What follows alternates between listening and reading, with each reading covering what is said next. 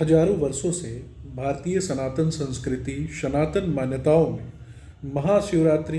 रामनवमी, रक्षाबंधन और श्री कृष्ण जन्माष्टमी का जो महत्व है वो प्रत्येक हिंदू माता बहन, हिंदू परिवार से आने वाला प्रत्येक व्यक्ति जानता है। परंतु जिस प्रकार से बिहार के स्कूलों में जिस प्रकार से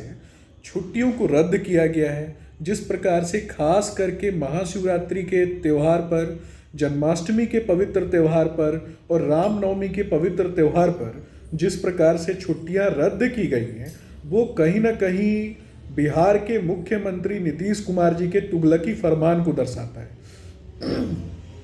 और मेरा स्पष्ट रूप से मानना है कि आने वाले वर्षों में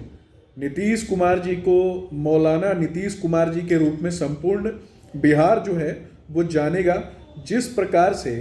सिर्फ एक मजहब को मानने वाले लोगों के तुष्टीकरण के लिए, वोट की राजनीति के लिए जिस प्रकार से नीतीश कुमार जी के द्वारा कार्य किए जा रहे हैं और सिर्फ ईद एवं इस्लामिक त्योहारों पर जिस प्रकार से छुट्टियां बढ़ाई जा रही हैं और ख़ास करके हिंदू धर्म और हिंदू मान्यताओं पर जो भारतवर्ष टिका हुआ है और बिहार की एक बहुत बड़ी आबादी जो हिंदू आस्था और हिंदू संस्कृति में विश्वास करती है, उन्हें जानबूझ करके खंडित करने के लिए कहीं ना कहीं टारगेटेड रूप से हिंदुओं की धार्मिक आस्था को नीचा दिखाने का प्रयास जो है वो राज्य सरकार के द्वारा या फिर राज्य सरकार के अंतर्गत आने वाले अधिकारियों के द्वारा किया जा रहा है। ये समझने की आवश्यकता है कि जिस प्रकार से जब से भी ये इंडी अलायंस बना है, इंडी अलायंस में इस बात को तय किया गया कि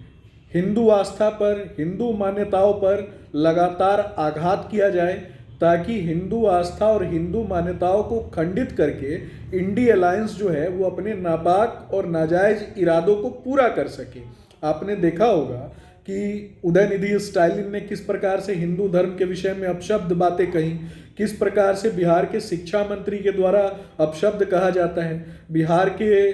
एक विधायक के द्वारा हिंदू धर्म और रामचरित्र मानस के ऊपर जिस प्रकार से अनर्गल बयानबाजी की जाती है। तो इस प्रकार की बातें कहीं ना कहीं आप आने वाले समय में भी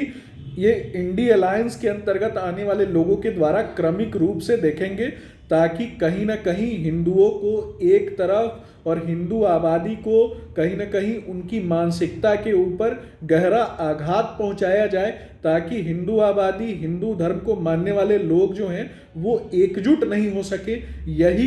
बिहार सरकार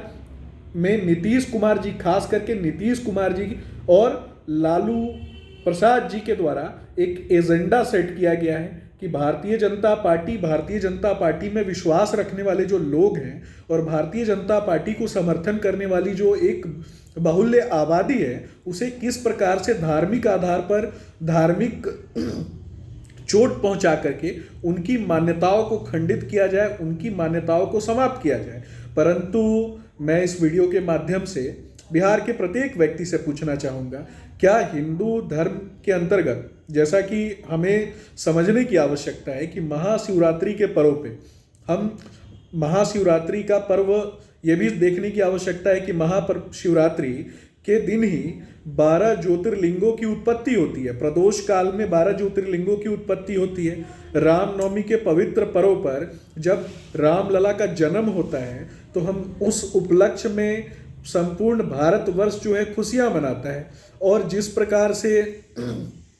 प्रत्येक स्थान पे दीपावली मनाई जाती है, ये इंडी अलायंस के अंतर्गत आने वाले लोगों को ये बातें कहीं ना कहीं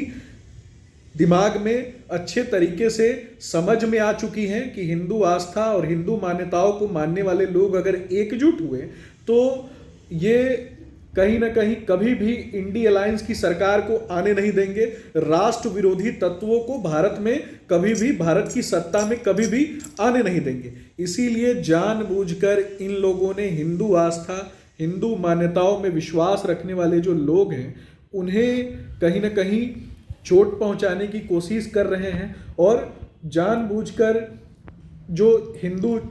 धर्म से जुड़ी हुई जो छुट्टियां हैं उन्हें रद्द करने का प्रयास और किसी एक संप्रदाय के तुष्टीकरण के लिए, उनके वोट को अर्जित करने के लिए ये इस प्रकार की मानसिकता के साथ कार्य कर रहे हैं। लेकिन मैं सिर्फ बताना चाहूँगा इन लोगों को कि आने वाले समय में आप लोगों के द्वारा जो भी ये जो कानून बनाए जा रहे हैं और जिस प्रकार से आप लोग कानून का इम्प्लीमेंटेशन कर रहे हैं,